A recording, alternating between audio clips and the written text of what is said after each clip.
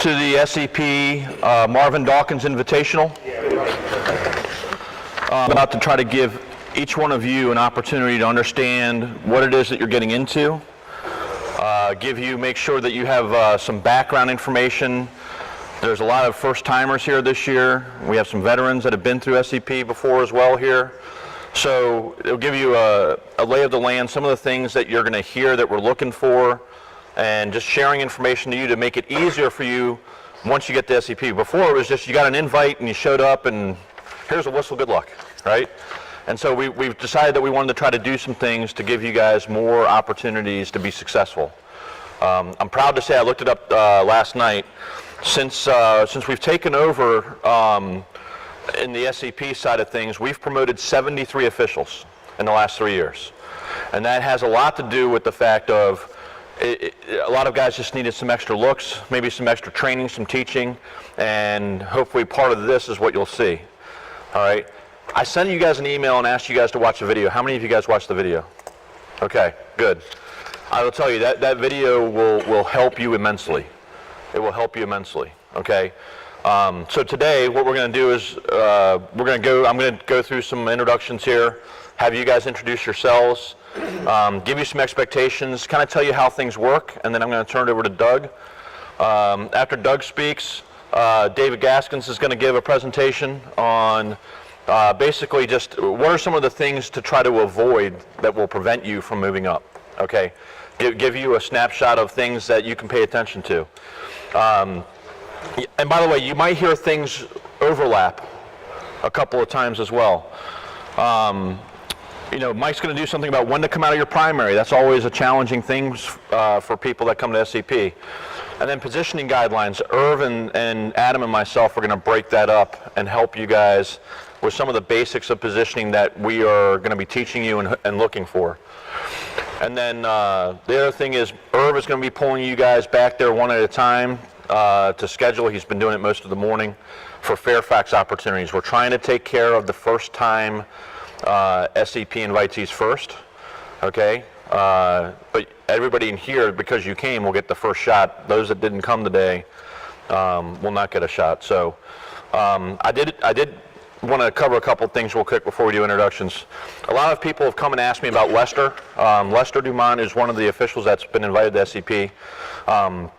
Lester had an accident refereeing a game out at Hoop Magic or Nova Hoops, or what do you call it now, David?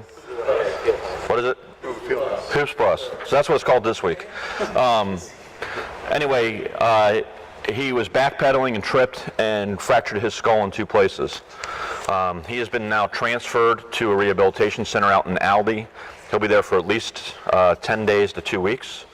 I'm trying to find out when visitation is available. Some of you asked me about visitation, so don't visit him until I get back to you, for those that ask me individually. All right, so but we're gonna hopefully have him back in time for SEP. They said he'll make a full recovery. So but continue to think about him in prayers, and also Richard Snyder, who is a varsity official that was in a terrible accident over the winter break. Doug and I went and saw him this week, and they expect him to make a full recovery within, what do you say, a year? And I know Marie went out there and saw him as well. So really important, we're all in this together, but we're one big family as well. So just keep those guys in your thoughts and prayers. So the 3 tables that are here are meant to be set up for the invitees. Okay, these are for you guys. These are the guys that are on the court that we're going to be evaluating, training.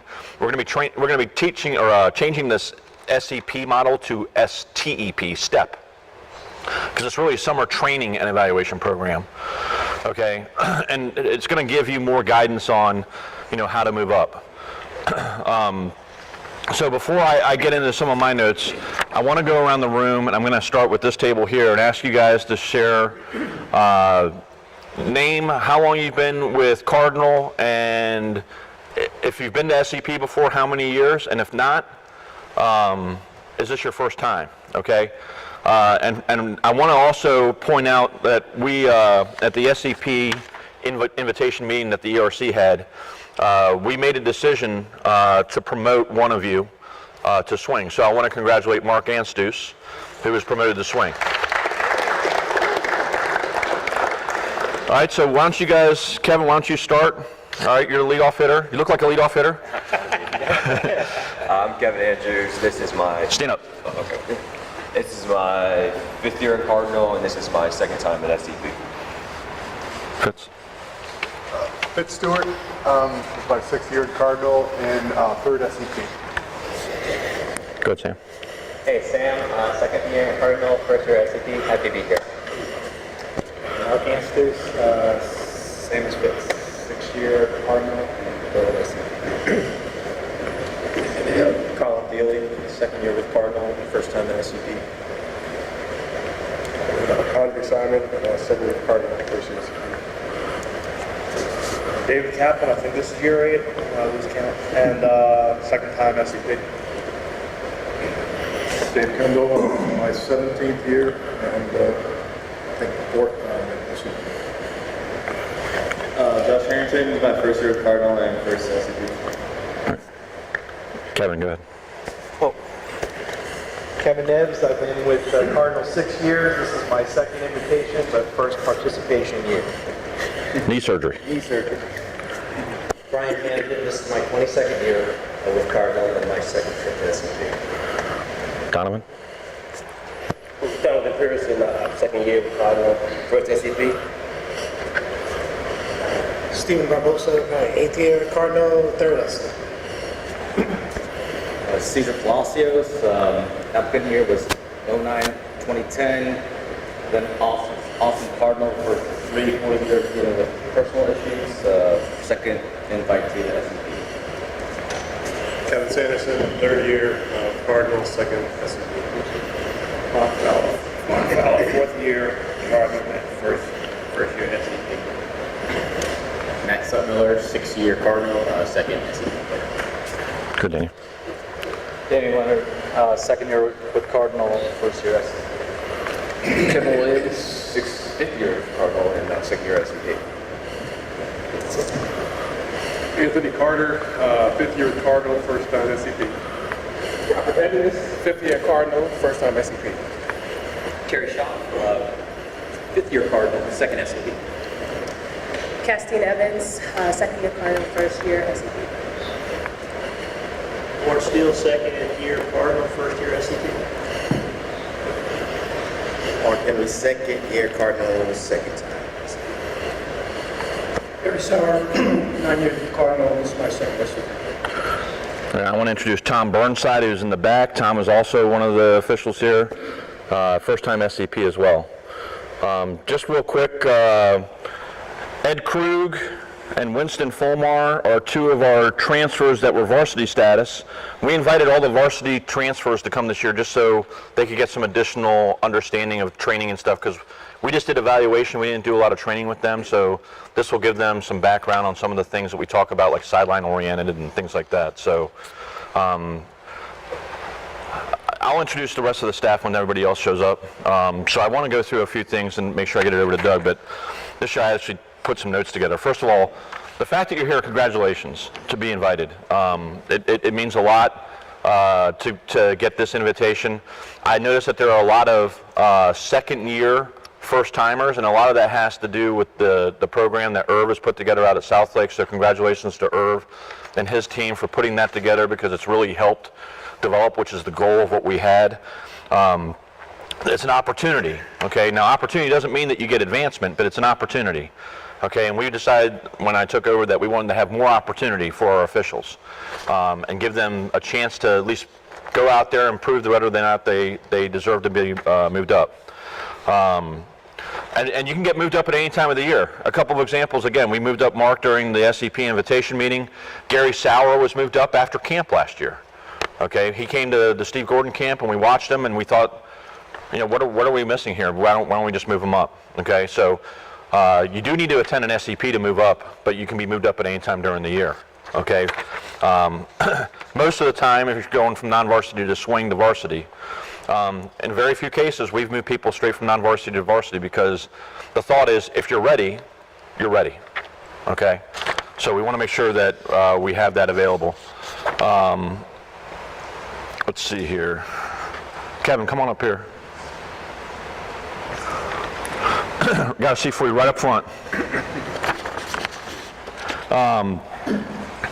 But the key thing is you still got to earn it, okay? And there's some things that will help you today that will help you earn it a lot more than what you've seen, okay?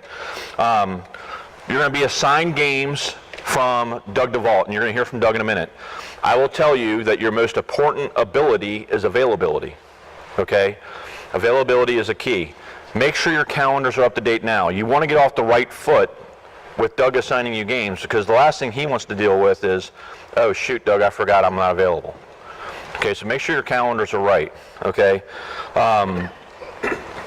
You're going to set the tone for that relationship with the commissioner, all right? So make sure that you're doing it now. The games, we don't have the schedule yet, but I understand they're going to start on June 18th, okay? They are not in this, they're not here. They're not here, okay? They're at the other Flint Hill, which is up the road. Right before you get to 123, you make a left, and then you'll see that school back there. That's where it is. If you haven't been there before, I would drive there this morning to make sure you know where it is. Right now, there's 14 teams in the league. Usually, you'll have 3 to 4 games a night. You will only work one game, okay? Dress, Scholastic winter dress. That means long pants, VHSL shirt, okay? So VHSL shirt, long pants, okay? Make sure that you are evaluating how you look before you come out on the court. You don't need to wear a jacket. It's summertime, all right? We're bad, but we're not that bad, all right? So we're gonna make sure that you guys look the part. Again, you're only working one game. Bring your own water bottle and bring your own towel, all right? The layout of the court when you walk in the gym is kind of like this. Locker room's over here. Castine, yours is over here, okay? But when you walk inside, the bleachers are over here. Our area is over here in this far corner, okay, if you've never been. So you want to make sure that you have an opportunity to get your stuff over here, and it will be protected, because that's where we're going to meet in between quarters or halves and go from there, okay? Marvin's right here, by the way, doing video, in case you didn't know. All right, it does look like him. Plan on having a pregame. This is not rec ball, all right? Don't show up for a 5:30 assignment at 5:20. You're doing yourself and your partners a disservice, okay? There were a couple times last year, look, I get it, traffic happens. We had 2 officials in the locker room on the phone with the third who was driving doing a pregame, okay? That happens. But try to get there in a reasonable amount of time so you can have a pregame, all right? The other thing is, I would say there's like a no bumping policy, which means don't go up to the other group or to the other evaluators and spend too much time other than just a hello. You don't want to go up while I have a microphone on and start asking me questions about how do I do this and how do I do that, because I might be evaluating another group on the court, okay? So just keep that in mind as you're doing that. You may come dressed. You don't need to come in a suit and tie like we would in Scholastic, okay? You can come dressed. It's okay. But if you need to get dressed, if you're coming from work, there is that locker room for you. You're going to receive a game card, which is basically a piece of paper. You're going to actually receive a few of them at your first game. Okay, I'll send those out via email because we're making a couple of tweaks. You'll just put your name, and you'll put the time of the game, and the evaluator will write their name at the top. You're going to hand it to the evaluator. After the game, they're going to give it back to you. The next game, you're going to take that sheet and you're going to give it to the next evaluator, okay, along with a blank sheet, because they want to see if we've told you to get wider in lead and you're still not getting wider in lead, then we're having an issue of not picking up what we're teaching. Okay, so we want to be able to look at this and go, okay, Adam said you need to be wider in lead, James Jacobs says you're too high in trail, and Irv says you're not aggressive enough in C, okay? So these are the things that now, as I'm watching, I want to see, okay, did we pick these up? So make sure that you bring those with you.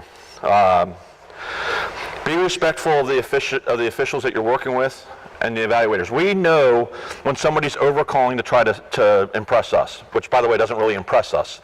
We just want you to go out and referee the game, okay? We know who's doing a good job. We go back and we watch the videos. It's why we have the video, okay? Every game that you're doing, you will get a video on Huddle of your game, and you'll have an evaluator mic'd up that will be talking to you during the game. All right, Kevin, come on up here for a second. Also during the game, you might be faced that way. You might be in center, and somebody might come up to you and just say, one step to the right. There's your angle, right there, okay? You need to be aware that we're going to come up behind you sometimes and just say something in your ear, okay? We might come out to you during timeouts and talk to you, okay? And it might just be one of you. We don't need all three of you. If we need all three of you, we'll pull you together. At halftime, just grab the ball. Don't even go back to the benches.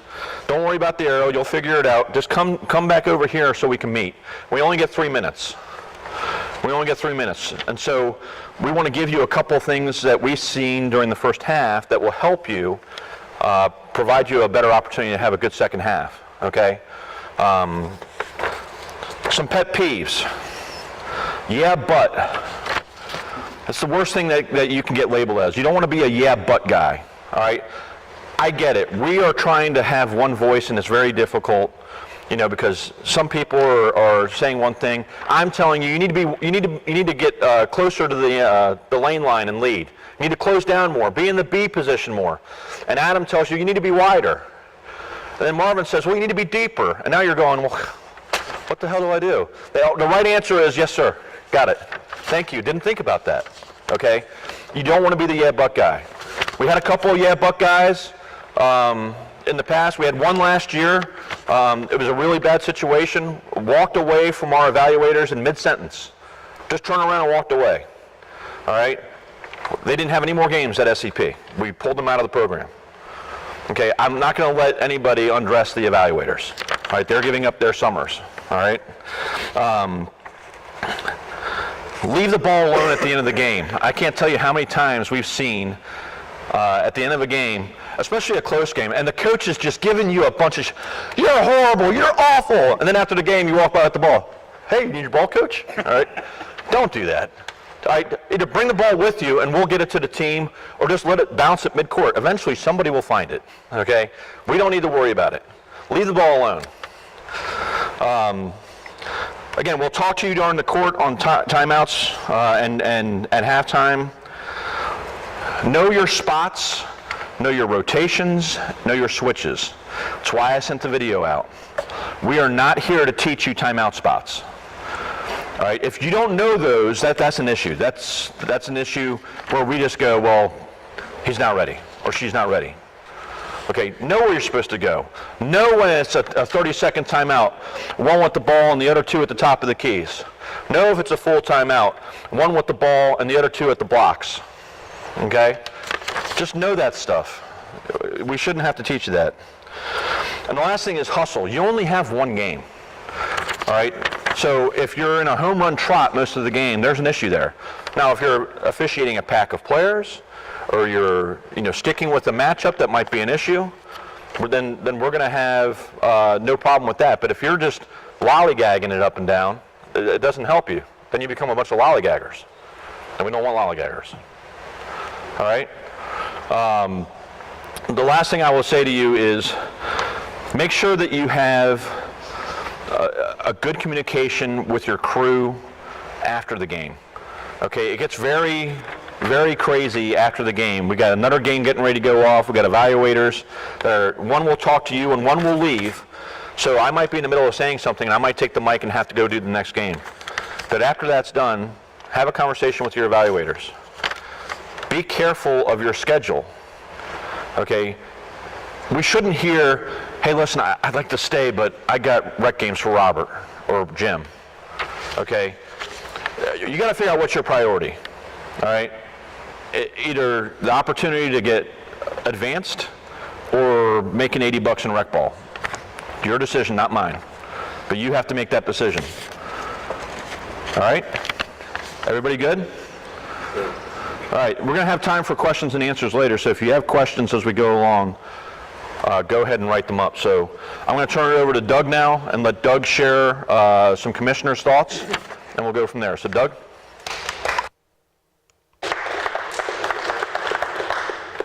Winston, you got me there? Good to go. Good morning. All right, how many people stayed up and watched all 4 overtimes last night? Not very many, huh? How many people have heard of Rodney Hood? Yeah, we got more. Yeah, good game. Longest game in playoff history, supposedly. Nice. Scott took like all my stuff off my paper, so I'm not going to say much. I do want to say though, I do want to give a shout out to Scott and Irv, because the training program that we have in Cardinal is really unbelievable. When you look at statewide, I mean, we are very, very respected by the VHSL.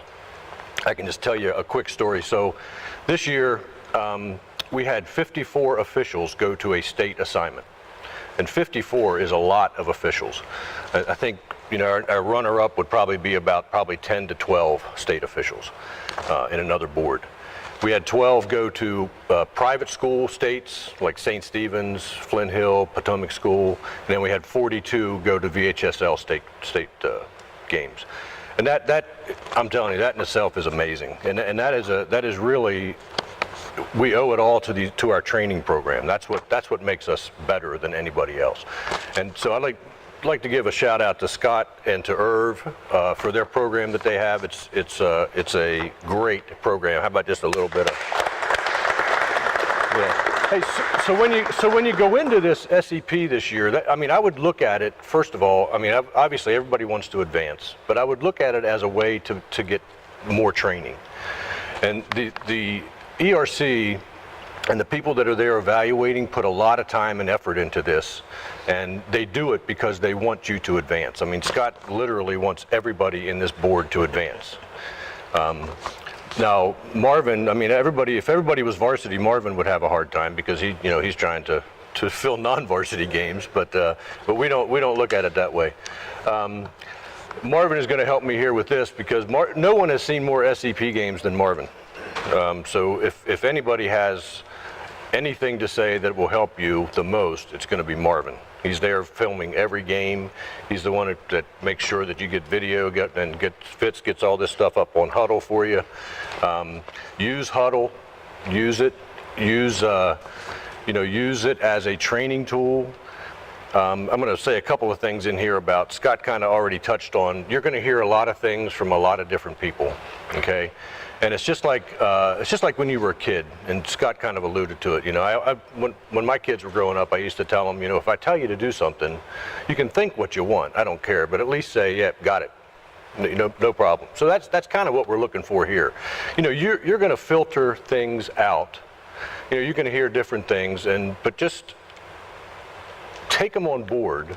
It could be something you filter out in the long run because it's, you know, you try it and it just didn't work for you or something like that.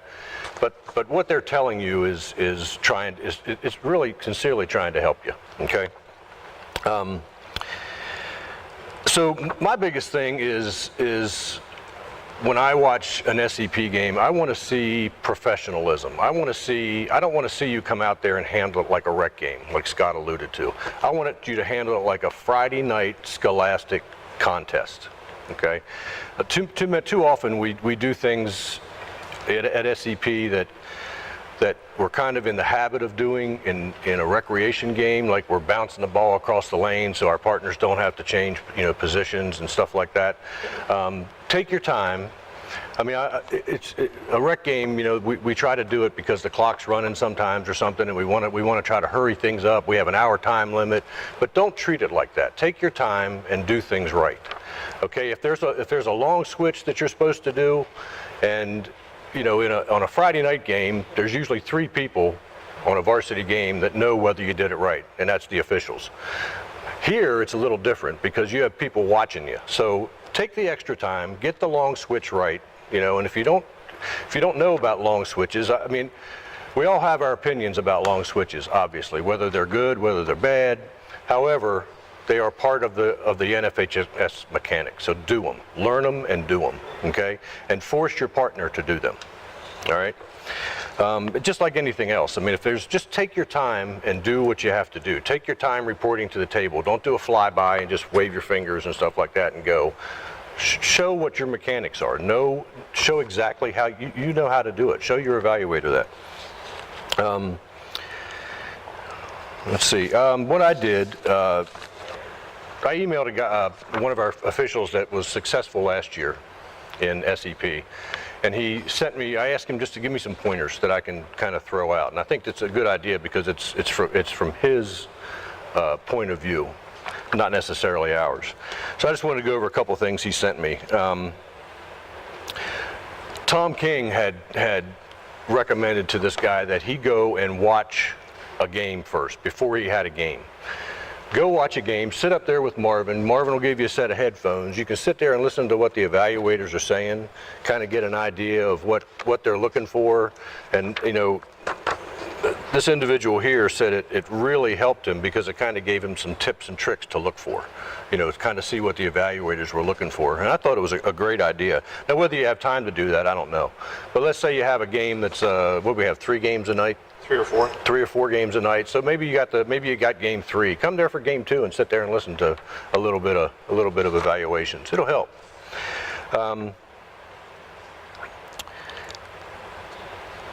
Yeah, one of the things that Scott will put out to the evaluators prior to the start of the games what we should be looking for. Okay, and you know, he's not, obviously we're not going to go through a lot of the things, but you know, we'll share them with you, obviously, but they are very basic things that we want to see the official do. So that's the kind of thing you're going to pick up if you go and watch a game and listen to a couple of evaluations. Every piece of advice, this is what he said, he took the attitude that every piece of advice was worth trying at least once. Okay, so if somebody tells you to do something, try it. Do it on the court. Show them that you were at least listening and that you're going to, you know, you're going to give that a shot. For instance, like getting deeper as lead, something like that. Or, you know, tell you you're moving too much as C or something like that, kind of stay put more at C. You know, kind of take a look at it and try it and see what happens. I think you're going to find a lot of the times it helps your game, things they tell you.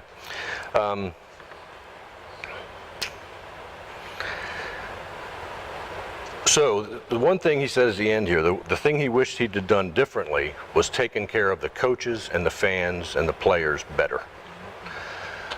We see so many times, you know, these coaches, first of all, they're high school kids a lot of times. They're not really coaches, right? Because coaches aren't allowed, in public schools, coaches aren't allowed to coach during the summer. So you'll see the real coach sitting out in the stands, you know, yelling things. But the coach on the sideline is the one you're dealing with in the game. So remember that you have to control those people, okay?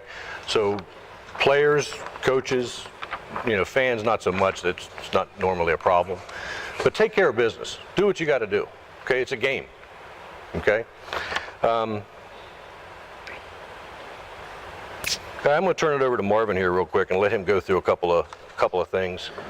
Because like I said, he's filming every game. He's very willing to talk to anybody. If you want to come up after your game, you know, he's willing to share information. So I'm going to let him give a few pearls. Can you hear me? Okay, great, thank you. First of all, thank you everybody. I appreciate your help this past season. Wouldn't have done it without you, and so I'll be calling you some more. So expect that. As he mentioned, I have been doing this quite some time, probably when they had the peach baskets and all that stuff, you know, those goals. But anyway, seriously, when I came along, we didn't have a summer evaluation program. You were either a junior varsity official or you moved to varsity. And since then, we've sort of migrated to have this go-between there. We did not have video equipment and so forth then. We decided, oh, let's try something to maybe help people out there, because what we want to do is make the association strong as it can be. And a lot of times I could tell you something and and it's gone. But with the video, we used to use the old VHS tapes. You can say, oh yeah, I see what you mean and stuff like that. So we're trying to maximize as much as we can to get you to be the top official or the best that you can be. I have a lot of equipment. I have something like 8 cameras and so forth like that, and once I get started I go crazy. So I'll let you know now. I have a whole lot of equipment. As he mentioned, I have headphones. We can have up to 5 people listening if they want to hear, you know, what the evaluators are saying. The mics here, he has one. There's one, there's another one there, so we can have 2 people talking.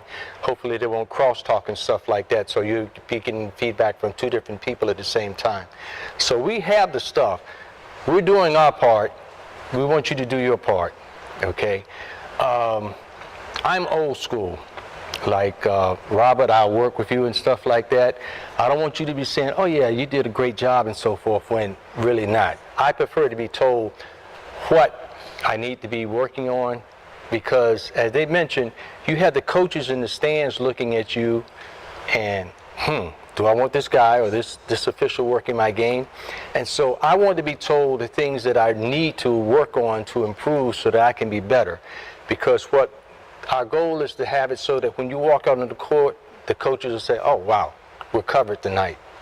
So we, like I said, we do have the equipment and so forth, so we're ready to help as much as we can in any way we can. I think that's about it, Doug. So thank you very much for everything.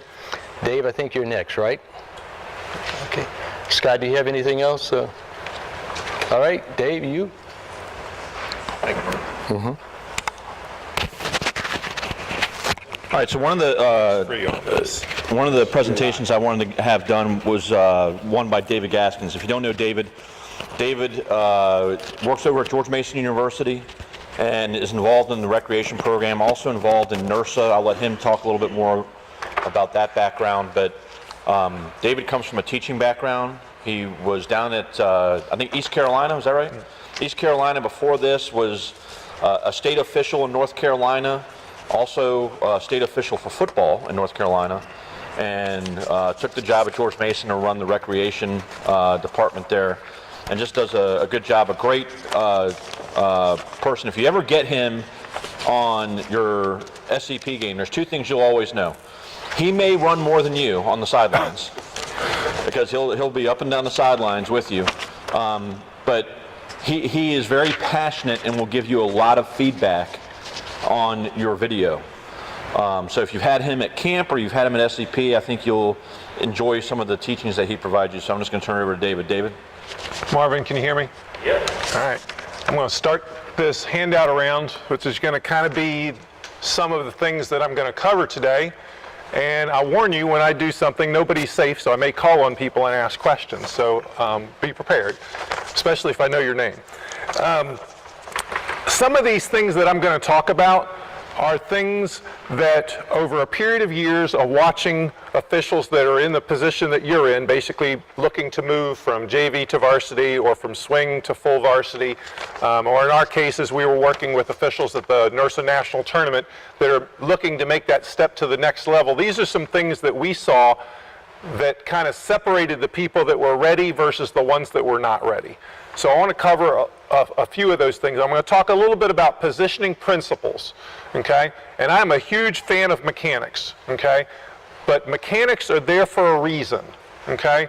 Kevin Williams, what do you think is one of the primary purposes of mechanics as a whole? To communicate what's going on the court to the coaches, players. Okay, how about Anthony with respect to positioning? What's the purpose of mechanics?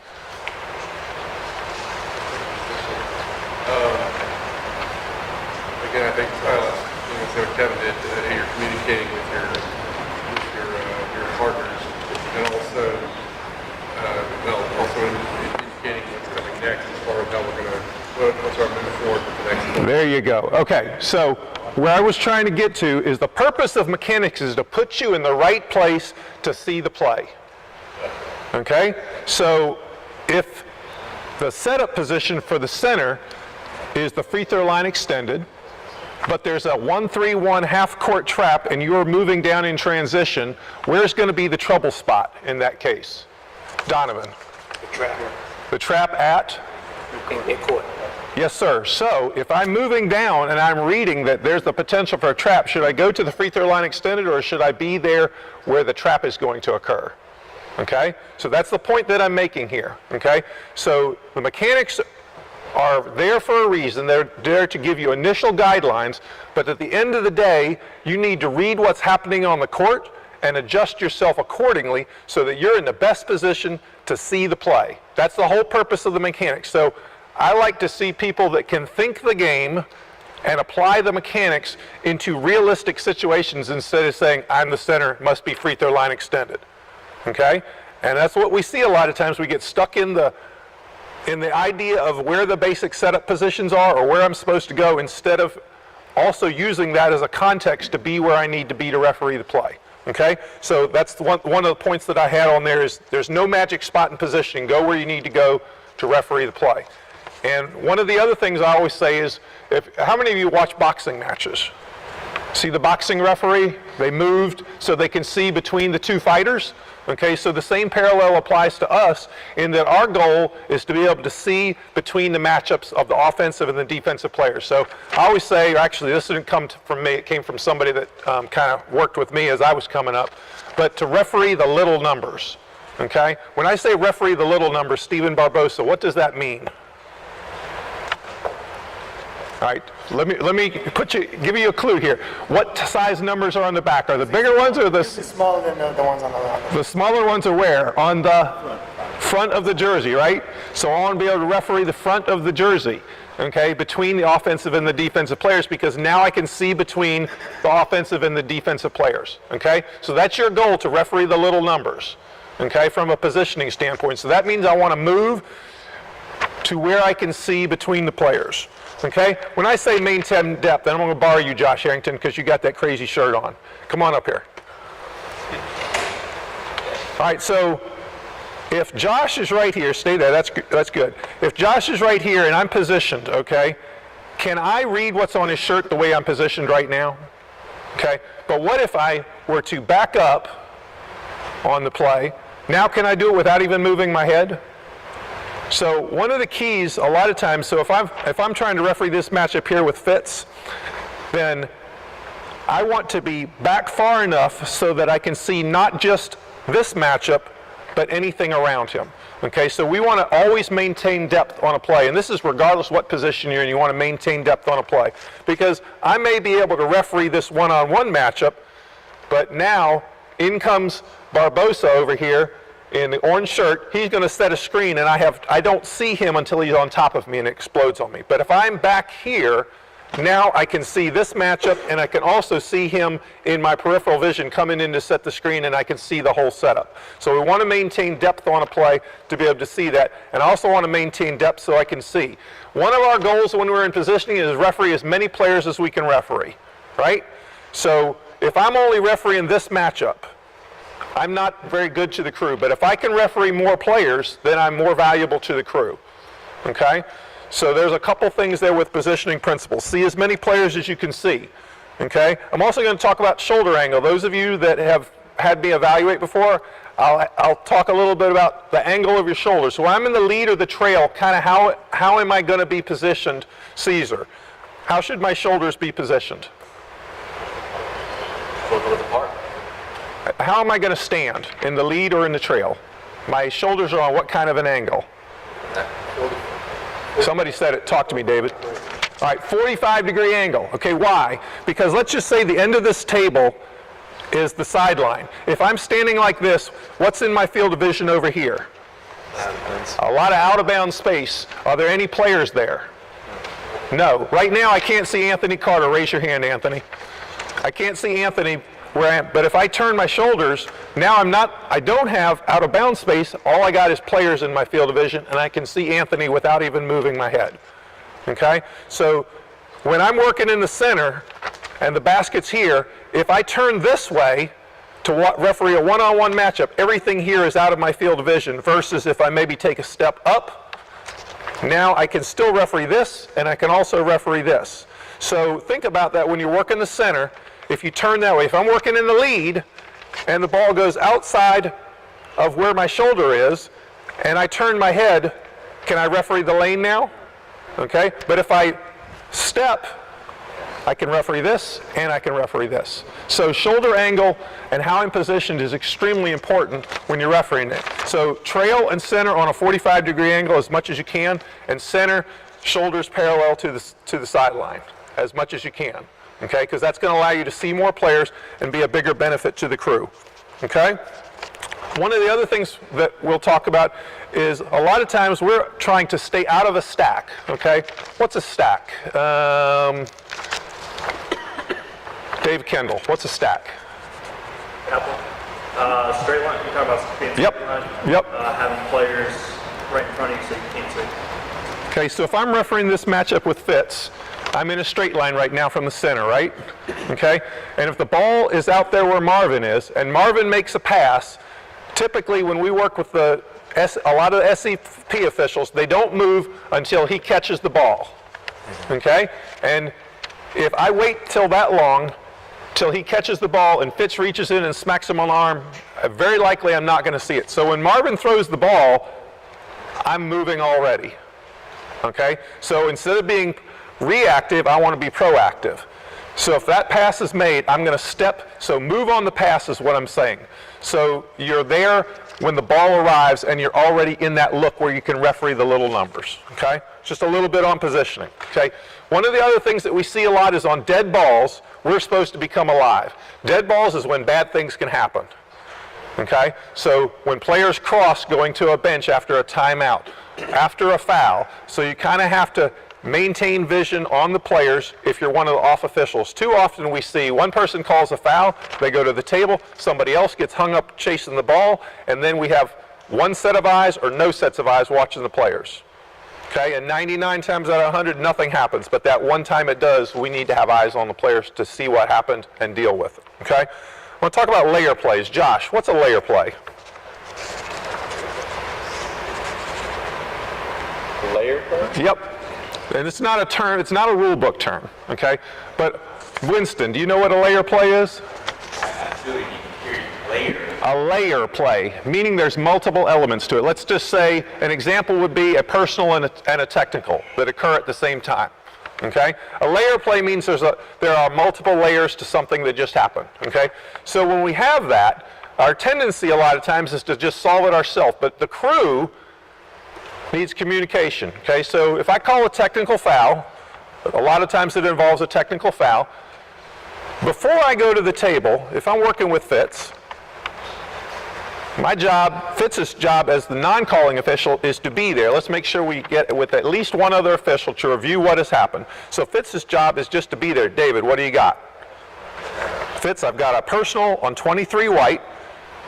We're going to shoot 2 shots, 15's my shooter, and then after that I have a technical foul on 15. So we're going to shoot the 2 free throws with no one on the line, and then we're going to the other end, we're going to shoot 2 technical free throws, and it's going to be blue ball at the division line, okay? If I say something that's wrong, it's his job to correct me, or if I leave something out, it's his job to add that in there, okay? Because at the end of the day, if I screw this up, who screws it up? Is it just me? The crew. Whole crew. Okay, so when we have that type of a play, it's important when someone calls a technical, a lot of times they're charged up, so his job is to slow me down. Okay? And everybody needs to know what's going on. So the third person is probably observing players, but at some point they need to know what happened because they're going to get asked a question. What happened? What are we doing? And you don't want to leave anybody out of that. So everybody needs to be involved in a layer play, and everybody needs to agree we're doing the right thing. Okay? And I tell this to some of the younger people that we'll work with in a crew. If we're going to if anybody's going to mess something up, or you think we're about to mess something up, step in there. Okay? You don't want to, especially in the SEP here, you don't want to be the person who says, well, David has been working for X number of years, so he said that's what we're doing. I didn't know if it was right. I thought it might be wrong. Okay? Don't think on something like that. Come in and say, hey, wait a minute. Are we doing this right? Are you sure about this? Or if you know the rule, I'm 100% sure that this is what we should be doing. Okay? And I'll tell you what, if somebody comes in and saves me on something like that, I'm going to say, Doug, I want to work with Donovan. Okay? This is what he did. Okay? It's a way for you to separate yourself. Okay? So layer plays. How are we doing on time? We good? Yeah. So if we have a foul, and this is something I see a lot of times. We have a foul, or I had a technical foul, and there's a coach over here talking to me. And I'll go back here. Dave Kendall's the coach. No, Dave Kaplan's the coach. Okay? So Dave Kaplan's over here giving me grief about a call, or he's questioning a call. Okay? And Scott over here is my lead official. Instead of turning my back and talking to David and engaging him, I want to stand side by side and talk with him so I can remain engaged with Scott as part of our crew. So you don't want to separate yourself from the crew by turning away and not maintaining that eye contact. So we're going to have a conversation, but I'm going to be looking at Scott. Yep, 2 shots. Okay? So that is a key piece. When we have those types of situations, don't get so consumed with talking to the coach that you forget to engage with the rest of your crew. We had I don't remember how many years ago, but it was a Duke game. We had a situation in which a sub didn't get into the game, and a key sub didn't get into the game, and it was a problem, obviously, for Krzyzewski. When we think about who's responsible for getting subs in the game, does the table have any responsibility in that, or who has the responsibility to make sure subs get in the game if they should? All right, good. It's all going to fall on us if a sub doesn't get in the game, okay? So when we have a dead ball, it's a great idea to get in the habit to check. Just a quick glance to check. And if you're across the table, our job, somebody get them in, okay? So if you know they're there, somebody pop the whistle or do what you need to do to get the sub into the game when we start. Because at the end of the day, if we don't get a key sub in the game, Scott's got 3 fouls and coach is trying to get him out of the game in the first half, and we don't get him out and he gets that 4th foul, they're going to blame us. Okay, so know the situation too. If there's a player running up and you know somebody's got 2 fouls or 3 fouls and they're trying to get them out, let's make sure if they do everything like they're supposed to do, we're getting them out. Okay, but the only way to do that is for us to check. Okay, this is another thing that we always see a lot: continuous motion. I feel like we're putting too many fouls that should be shooting fouls out of bounds. Okay. So Mike Preston is here, so somebody impress Mike Preston and tell us, what is the start of a try? Okay. Gathering is gathering is a really good term that you could talk to a coach about.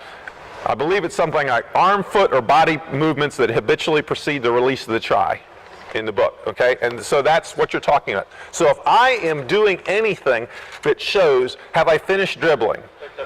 Yep. Have I picked up, if I'm picking up the dribble and I continue up and I go up with an attempt to shoot the ball, because sometimes if the ball gets capped, it's not going to get released. Doesn't have to be released. If I'm starting that, if you're in doubt, put them on the line. Okay? We get too many times where we're not putting them on the line. Now, if I go up and I get hit and I visibly pass the ball, don't try to sell that they were shooting. Okay? If they don't, they got to finish the act. Okay? If they get bumped and they dish the ball, passed off, out of bounds. Okay? But if in doubt, let's put them on the line, and as Steven said, if they're gathering, let them finish the act and let's get them on the line. Okay? Talk a little bit about miscellaneous mechanics here. Refereeing beyond the ball. Okay, and that's just what I was talking about here. If I'm refereeing this matchup with Fitz, I've got to be able to see beyond the ball. Sometimes we get in a tunnel, and I want us to referee on the highway. Okay?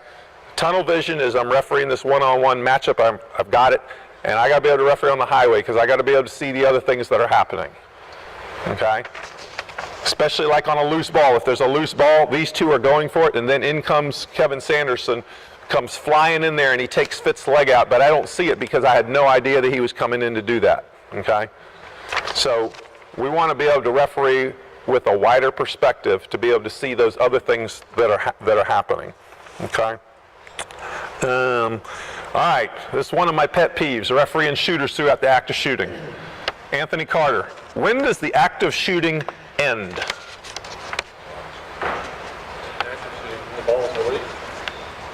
When the shooter returns to the floor. All right, thank you. Fitz, speak up louder. When the shooter returns to the floor. So, then when we referee a shooter, why do a lot of our officials turn and follow the ball after the ball has been released? Can they referee the entire act of shooting if you follow the ball toward the rim? And you don't see the player land? Can you referee the whole act of shooting? No. Okay. So, especially in 3-person, but you still got to practice it in 2. If I'm an outside official and I'm responsible for that shot, I have to trust that my C or T, whichever position I'm not, is going to take care of everything up top until I'm able to go there myself. Okay? So if these two are my shooters, stand up. If these two are my shooters, and he takes the shot, and he knows he can't defend it, and so he's going to go. I got my money on Jason. Yeah, I got my money on Jason too. Okay. and he shoots, and my head follows the ball to the rim, and there's that dreaded oof here, and I look and he's on the floor, and I have no idea how he got there. That is not a good feeling, right? Okay?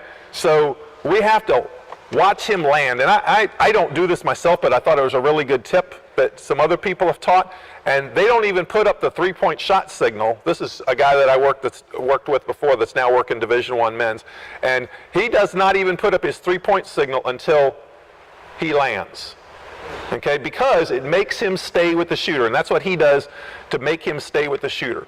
So we got to referee these folks up and down, and if he's running from a long distance, I may have to stay even longer because he may land and then he hits him afterwards. Now that's after the shot, obviously, but we still have to see that, okay? So take care of your responsibilities. If you're doing a checklist in priorities, you got to do priority 1 is referee the shooter. Priority 2 is to turn and help with rebounding and basket interference and goaltending, okay? All the way up, all the way down, watch them land, make sure there's no foul, now go help, okay? This is, and I'll end with a couple of quick things here. If I'm in the trail, okay, I'm gonna move again. If I'm in the trail, Josh, stand up. Okay, if Josh is my thrower, come on right here. If Josh is my thrower, Fitz, stand up. Fitz is a teammate of Josh's, okay, and he's in the backcourt. We're going in this direction. If I'm gonna do this sideline throw in, right? And this is a teammate of the thrower in, we're going in this direction, who is back here. Why in the world would I give the ball to Josh and stay right here if there's a very good chance that he's going to throw the ball here? Okay? Stand up and be a defender. So before I give the ball to Josh, I'm going to get at least as deep as this person is, and now I'm going to throw him the ball, because if the ball comes in here and then he steals it, I got a chance to get to the play, right? But if I give it to Josh here, and he throws it in, now it's stolen, I'm toast, right? I don't care how fast you are, you can't get there. I'd rather be smart and be already back here, okay? So give it there. All right, thanks. Last thing, help calls. See this a lot of times with our SEP people. If I blow the whistle and I don't know, say help. Don't just look, because I don't know what you're looking at me for. If you don't know, say help. When I say help, what am I telling everybody? Danny, what am I telling everybody? That you didn't see whatever. Right. So if I blow the whistle and you're my partner and I say help, okay, I'm telling everybody I don't know the call. So this is your chance to shine. You blow the whistle and you make the call, okay? You don't need to just give me an arrow or one of the little sly signals. Make the call. So I go help, you're beep, beep, wait. And if you don't know, then we're going to go to the third. And obviously, if we still don't know, we're going to the jump ball. So the point is, if you're the calling official, blow the whistle, ask for help, be specific. And if you're the one that they're going to help for, give it and give it strong. Thank you. Am I on time? Hit mute on that. All right, thank you, David. You know, again, you saw how David moved around the room. That's what he does at SEP on the court too. I wanted to take a few minutes to introduce some of the ERC members that are here in attendance, just so you know who everybody is if you don't know the names. So James Jacobs is back here in the Yankees hat. James Jacobs has been a long-time state official with us.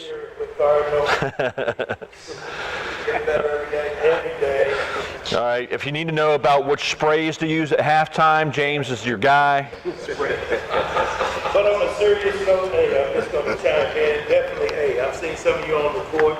Hey, you're getting a lot better, and like everyone has said, hey, this training program is definitely paying off as I see you on the court. And definitely on the games prior to ours. And good luck, man. Definitely.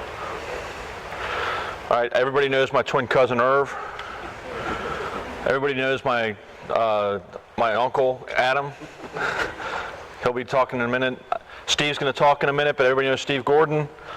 Marie Murray, who's been a longtime member of the ERC. I will tell you that if you want to learn a lot, go watch one of her SEP games and just listen to her on the mic.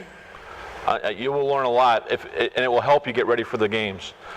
Some guy that gives games back here, you already met Doug. Bill Thompson, and obviously you know Mike Preston. So, and I can't forget Mark.